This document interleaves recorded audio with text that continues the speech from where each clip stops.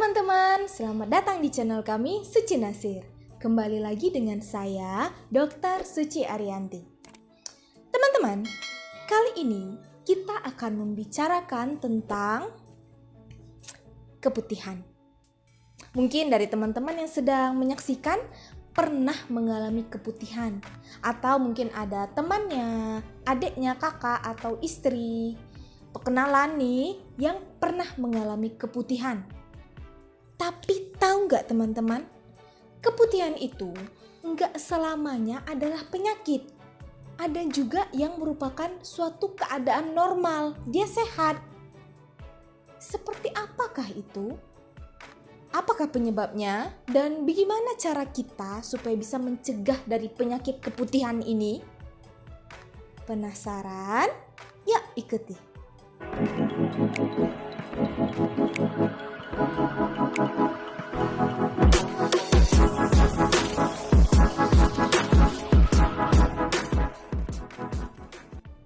Nah teman-teman, keputihan itu ada yang suatu normal.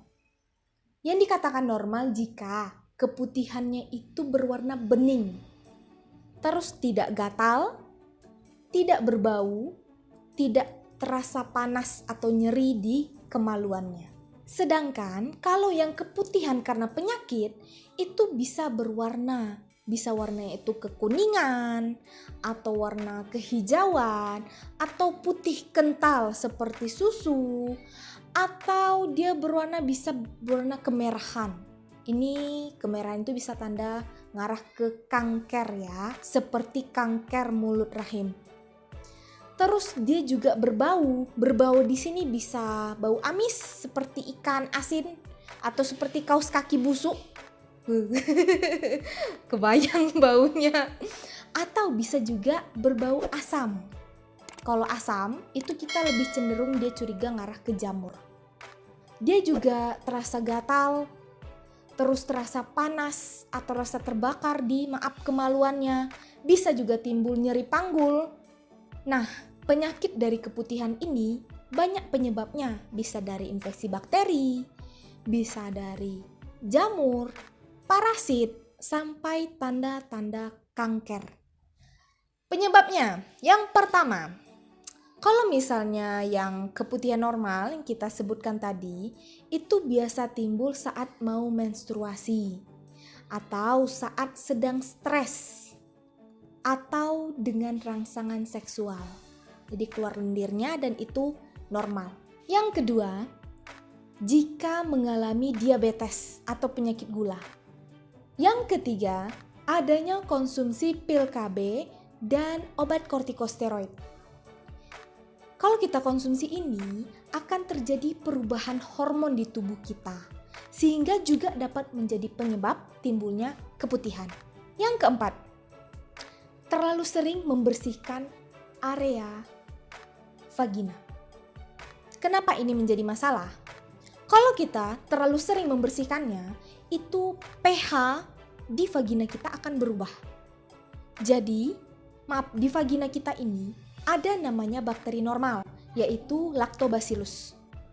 Dia di sana pada pH tertentu dia hidup, dia stay di sana.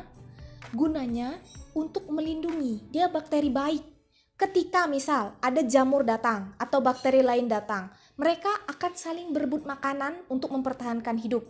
Kalau ada bakteri baik ini, tentu dia banyak makan nih. Yang bakteri jahat, dia nggak dapat makanan, lama-lama mati. Sehingga vagina kita aman. Tapi kalau terlalu sering dibersihkan, tiap bentar bersih, bakteri baik ini bisa mati, pH juga berubah. Mudahlah bakteri patogen atau bakteri jahat atau virus atau jamur, parasit yang lainnya masuk. Terjadilah penyakit keputihan.